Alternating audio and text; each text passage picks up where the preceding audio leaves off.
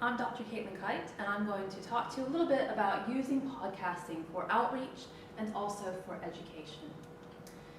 Now, normally whenever I give this talk in person, I like to do something that's a bit active and in class. And so I'm hoping that I can give you the tools to go do that yourselves, pause this, and then come back to it when you have a chance. And the activity that I like to assign is getting people to go to the BirdNote webpage. And BirdNote is a podcast that has since been syndicated and it's now on the radio. And these are just 1-minute clips, very short, and alongside the clip you can hear the audio and you can also read a transcript. Now that's interesting because all of the transcripts were collected and also put into a book, and this is the cover of that book. And I have listened to the podcasts and I've also read the book. And what I found was that one of those was much more engaging than the other. And I would just like for you to have the chance to use the link to go hear one, and I've selected this one because it's in both the book and on the webpage, to go take a listen and see which one of them you prefer and you think is more dynamic and more interesting and more memorable.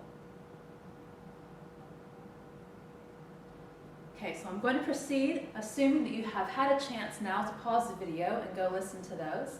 And whenever I ask people after they've engaged with those which one they preferred, almost unanimously people say that the podcast was more interesting and more engaging. Now every now and then I do get a hand that comes up saying, actually we quite liked the written version, and most of the time people say that they can read much faster than they can hear and that someone else can read. And so actually they prefer to read because it allows them to get the content more quickly, and I completely can understand that. I actually feel the same way myself about a lot of things. And if you're in the middle of a really interesting novel, for example, you may not want to listen for someone to slowly go through the reading when in fact you could just zip through it yourself. But for the most part, people tend to really like what they can hear, and they find that to be really interesting, and it really pulls them in. And that is because our ears are attuned to human voices.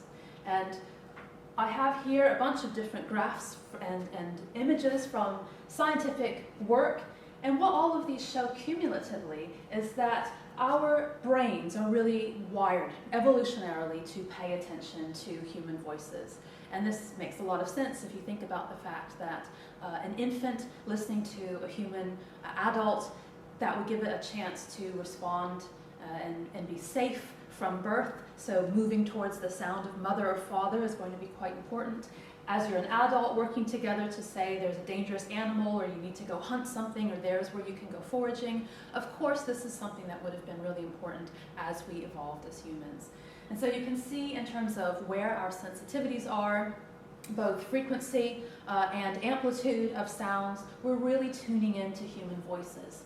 And you can also see the way that our brain regions light up in response to hearing human voices. And there's really a lot of attention. It impacts memory. And you can see that whenever you have heard human voices and heard facts delivered in that way, that there's a long-term memory pattern, activation in the memory regions of the brain that shows that hearing information rather than reading it, for example, does keep the brain alive and really does help it process things. And you can see then why listening to podcasts rather than reading them might start to just trigger these responses, and we would be just inevitably interested in hearing as opposed to looking at.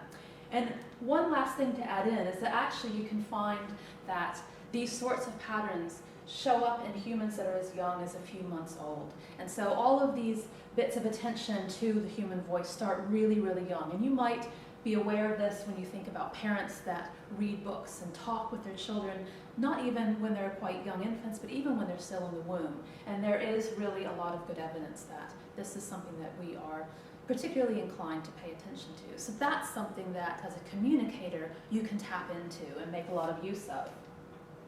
Now, another thing to note is that voices are quite humanizing, and narrative in particular is very humanizing. And so again, we have this likelihood of listening to people and taking on board what they're saying whenever they are expressing ideas to us. And we're more likely to agree or feel a bit more positive about something when we get it face to face from a person, or when at the very least we can hear their voice expressing that. All of that emotion, all of that humanity does trigger these responses in us automatically. And in fact, we can see historically, we have oral traditions that go back millennia. If you think about how humans evolved, again, we would have been passing on information for thousands of years with our voices and not in writing. And even now that we have writing, we still do use our voice to pass on information quite a lot. And if you look around the world, there is this nearly ubiquitous valuing of the human voice, and in many cases, feeling more respect for people who are providing information through talking rather than writing something down, and respecting that production, whether it's an audio recording or a video recording, perhaps over something like a book or an article. So there is this real inclination to value what we hear from other people. It just seems like something we can trust more.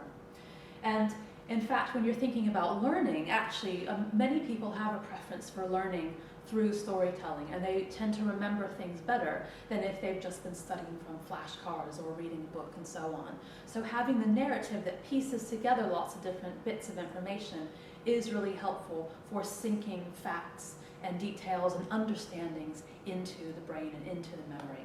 So again, this is all stuff that you can think about when you are approaching podcasting, or if you're approaching different types of media and thinking which is best.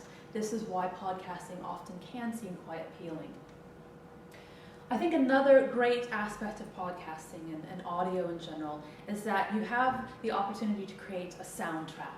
So in some cases that might be music, and there are many studies that show that different types of music can really influence people's emotions. So this is why we do have musical interludes in movies that get us really excited or really sad. So if you think about the Chariots of Fire theme tune that everyone knows, that makes you feel really interested in going out and running, even if you're not a runner. So there's just something quite emotional about the music that you can add in alongside or over top of sound of someone's voice. You can also have sound effects. You can have the sounds of animals, for example, so you have a sense of the habitat. And you can also think about adding in sounds of the environment, which again, working together with all of these sorts of things, you're creating this immersive experience. You're doing what many people in the art world would call creating a world or world building. And this is something that not all podcasts have, but they all have the capacity to enable this. And the more of this that you do, the more people will be pulled in, the more dramatic it will sound. And these are the sorts of things that people did early on in the days of radio, where we had families that would gather around the radio and listen to stories being told with sound effects and with music, people singing, with animals, all that sort of thing. And this is what we're seeing emerging now again in podcasting. So thinking a bit more about podcasting specifically, so there's some nice research out there, and what we know about podcasting is that it more or less emerged in 2006 as kind of a grassroots, throwback really to that sort of golden era of radio that I was talking about. And it is very much a localized thing with people just doing this very low-key at home, and it has grown since then, but that's where it came from. So it was very much an independent sort of thing, off the grid, without the help of commercial organizations. And it really stuck, it took off, and it's grown and grown and grown ever since. And we have millions and millions of listeners now today. And all of the projections suggest that this is going to continue to happen. What's particularly interesting about some of the types of podcasts that you see in the academic world or relating to academics is that they have even better growth rates than podcasting overall. So I have not been able to find any research that specifically looks at humanities-related podcasts, but in the sciences we see that there's actually exponential growth of the podcasts that are out there that are optional. So in terms of podcasting overall, we see a linear trend of increase, but science-related podcasting is exponential. There are just tons and tons. So there clearly is an appetite for kind of discipline-specific podcasts that provide that knowledge related to the discipline. So there's a lot of potential in there, is what I'm saying, for people to go in and produce something that others will listen to.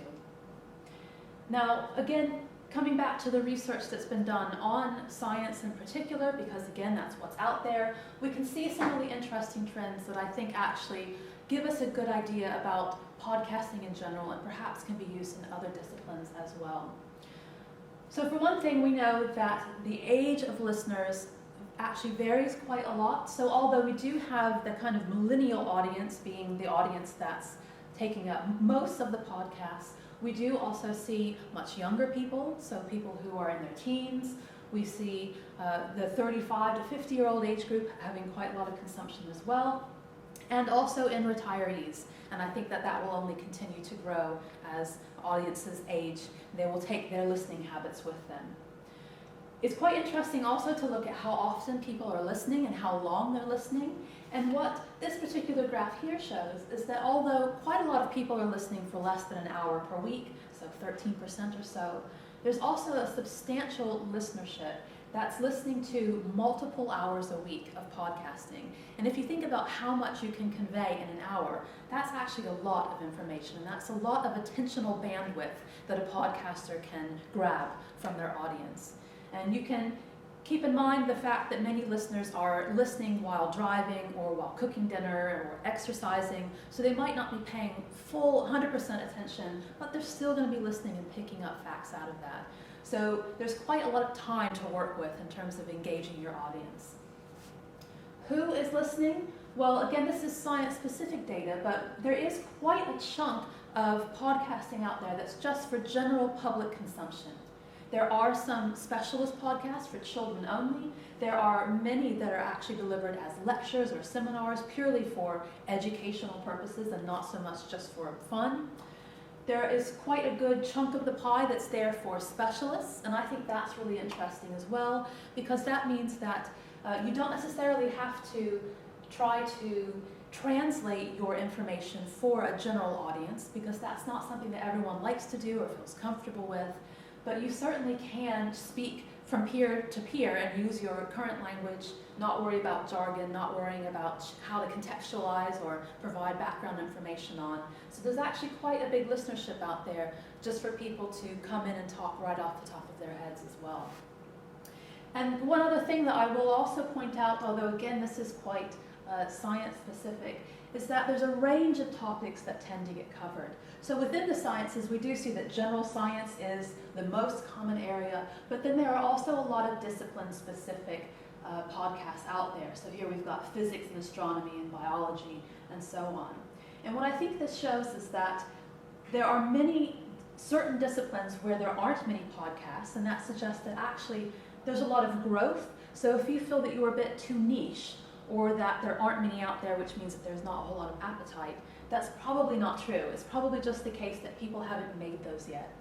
On the other end of the spectrum, if you feel that perhaps the market is already saturated, there's already 100 podcasts out there about your discipline, I don't think that's problematic, because there are so many listeners and there's so much time being spent listening that actually what people like to do is find a genre that they like and then dig more into it and find more of the same thing. And so really what I think this means for people of all disciplines is that there is scope for you to find something that you can do a podcast on. And you shouldn't feel discouraged if there are lots of things in your area, or if there are no things at all. You can make something of that and get your foot in the door anyway. So what is so great about podcasting? Why are people so interested in it? Why do they want to keep doing it? Well, to answer that question, I approached Lewis Mackenzie, who is a scientist who is really into podcasting himself, and he did a really great study a year ago where he surveyed all of what's out there. And he was particularly interested in the world of science because he's a scientist, but his results also took into account what's happening elsewhere, and he contextualized them more broadly. And together, he and I came up with this short list of the things that we think are the real keys to the success of podcasting, the excitement around podcasting. And first of all is freedom from listeners. So a lot of people talk about how they love the fact that they can transport this anywhere they go. And that really is the whole key of podcasting. That's why it's called podcasting, is because it emerged as something that people will download onto their iPods and take with them. And as I said, that can mean that sometimes attention is split, but what it also means is that you do have people who are able to fit this into their lives in whatever way is comfortable, whatever way works. And when you can help them be more flexible, they're more likely to engage. There's also a lot of freedom for producers. So I mentioned earlier that this was something that was kind of grassroots, and that is still the case, even though we do have really big industry connections now with good equipment and professionals who do this full time. we still have a lot of podcasters who just downloaded Audacity onto their computers. They're speaking into their mobile phone or into their computer speaker, and they're making a podcast from that. And that's really all you need. It can be very low tech, or you can get a microphone of various qualities. You can go out and get sound or not. So there's just so many opportunities for you to make of it what you want, depending on how much money you have, how much time you have, what your interest is, what your technological expertise is. There is no particular format that you have to adhere to. There's also a lot of reach. So as you saw from the chart previously showing all the different disciplinary types of podcasts out there, you can reach general audiences, you can reach public audiences interested in general topics, or you can get really, really specific and think of something that's just going to be of interest to a particular type of person in a particular role in a particular area in a country 3 continents over. And because this is all put online, someone will find this. That person that you're reaching out to will eventually find this. And we do find that out of these disparate topics, there is actually a lot of connectivity as well, which is the 4th point there. So again, because you're distributing these things online, you can find a breadth of audience as well as having that specific topic discussion if you really want to have a deep dive. And then when people do that, they tend to post these in places where there are forums for people to discuss, or folks who are fans will set up those forums. They'll have Facebook pages, they'll start messaging and pass details on for WhatsApp groups. And as a result, you get communities worldwide that are brought together by these podcasts and that discuss what's happening in these podcasts. And it creates these brand new fandoms and collaborations and friendships. And that's a really exciting aspect of podcasting, is it can be central to a lot of social media activity that can also spill over into real life. Real life, I know, is not exactly meaningful, but taking it off of the internet and taking it elsewhere in life as well. There is also strong pedagogic value, so there are an increasing number of studies that look at how podcasting can be really useful for helping students study. So perhaps they're listening to a podcast of the course or to some tips that an advisor is giving. Perhaps they are producing the podcast, and in the course of that they are learning more about a topic. We find that sharing from students at one level to students at another level, so perhaps we have higher education students who make a podcast for GCSE students or A-level students who are thinking aspirationally or who are studying for an exam, and that can give them insights into what that life is like or what information they need to know and so on. So there really is a lot of good evidence now showing that whether you're using it for an assessment or for studying or for just a supplementary piece of information to go alongside a lecture, that these really can help people find information they wouldn't have run across and engage with it in a more in-depth sort of way, in a more excited sort of way. And finally, there is staying power. I mentioned earlier that there is a trend where it's been increasing and it doesn't show any signs of decreasing thus far. And that does seem to be the case. And in fact, recently there have been articles about how there's even kind of like a second resurgence of podcasting. So it does really seem to be a good place to put your efforts. And it's likely that if you do put some time into making a podcast, it will still be listened to. And it's not just going to be a waste of your effort. So I would just like to have just a couple of moments where I give a personal testimony, because I have been involved with a radio show that I then turned into a podcast and had both media going on at the same time. And I found it to be an incredibly interesting and worthwhile experience. First of all, I think the number one thing I noticed was that when I first went in to do the radio show, I was absolutely terrified. And that was even after lots of public speaking experience and lots of performing experience. All the same, when I was faced with the microphone, I was terrified about what people were going to think and whether I was going to mess up. And the more I did it, and the more I created these podcasts and put them out in the world and got responses to them, I just felt more and more comfortable with talking and presenting my ideas, doing things off the cuff, not worrying about having detailed notes, and it just felt much better. I felt like much more of an expert. And so that's a process that I would advocate for absolutely anyone, even if you're just doing these in your home and then you don't distribute them. Just the process of going through that is really helpful. I also think that when you do something like podcasting or videoing yourself and you can then look back, you do become aware of things that you do as you're communicating that perhaps get in the way of your message. And everyone hates listening to themselves in a recording. It's universal truth. But when you do that, you notice if you are using certain words incorrectly or over and over again. You realize if you talk too fast or too slow. You understand whether you say a whole lot as you're thinking about things. There are all sorts of these things that you don't realize you're doing in everyday life. And when you pay attention to them in a recording, suddenly you're aware and you can then tackle those and then get better. And that's really helpful for any sort of communication that you would then go on to do, podcasting or otherwise. I also think that when you have to podcast, when you're telling the story, and when your voice is the only thing that people are hanging on, so they can't see you, they aren't reading it, they don't have any contextual details, you really do have to get good at thinking about what is the important part of the story, what's the signal and what's the noise, and how can I get rid of the noise so I can focus on the really important stuff. And it helps you to really come to an understanding of a good narrative, what makes a good narrative, and what makes a story interesting as you're telling it. And this is something that I'm still perfecting. I don't think I'm there yet. But doing the podcasting really did help me think, what details do I need to include, and what should I omit, and how can I get the pacing right, and that sort of thing.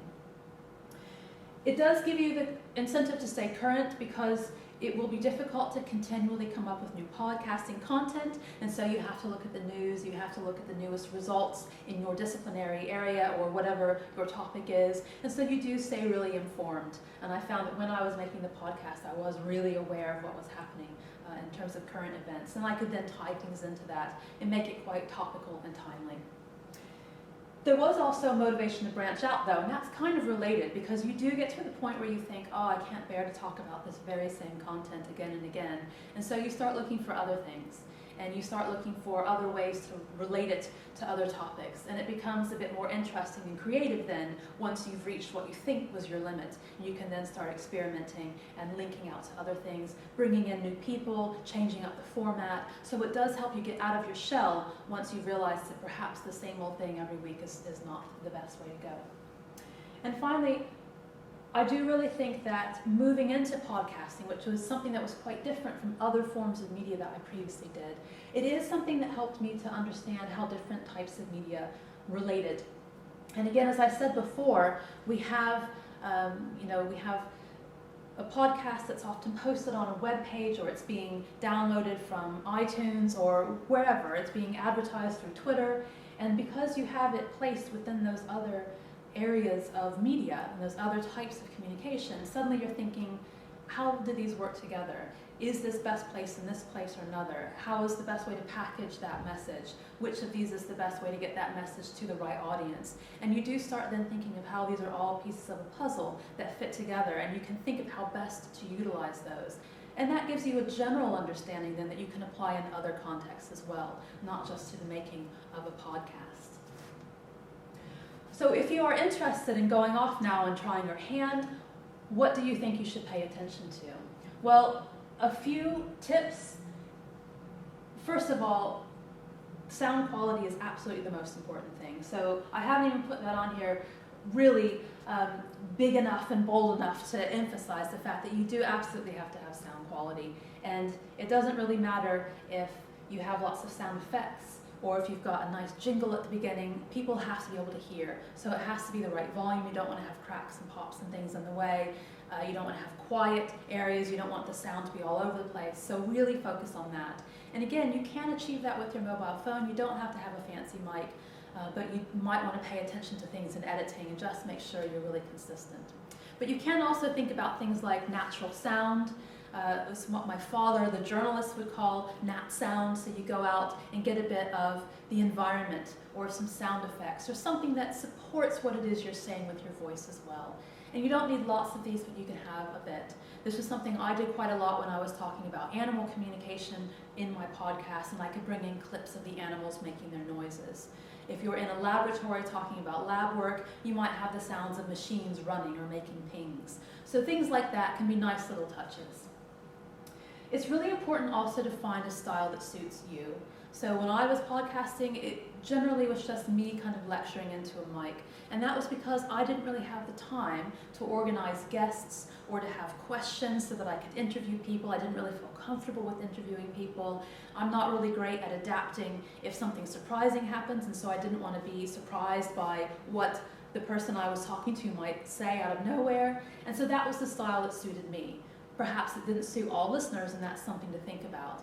But each person will have their own style, whether it's having lots of musical interludes and just saying a few bits about a discipline or about the news. Maybe it's telling a story, maybe it's being quite theatrical. There are all sorts of options, and you just have to play around until you find the one that works for you. Or perhaps your style is to have a lot of variety, and that's all right also. No matter what, I would say that when you're conveying information, you should include all the elements of a story. You want to have the human element, you want to have a hook. So you want to get people caring about something. You might tie it into a current event. You might tie it into something else that happens to have been in the news a lot lately. You want there to be excitement and a bit of fear and anxiety, but then you want to resolve that. You want there to be a lesson. Perhaps you want to end on an action point where you send your audience off to do something to follow up on that. There are many different options, and you just have to think about whether you've included enough to really keep the listeners engaged throughout. And again, this will change depending on the style, so you can adapt that and tailor it to your circumstances. And finally, I would say also to really pay attention to going beyond the recording. Think about where you're posting the podcast. Think about, can you put a forum there? Can you have links to other extra sources of information? Is it embedded with your own personal web pages?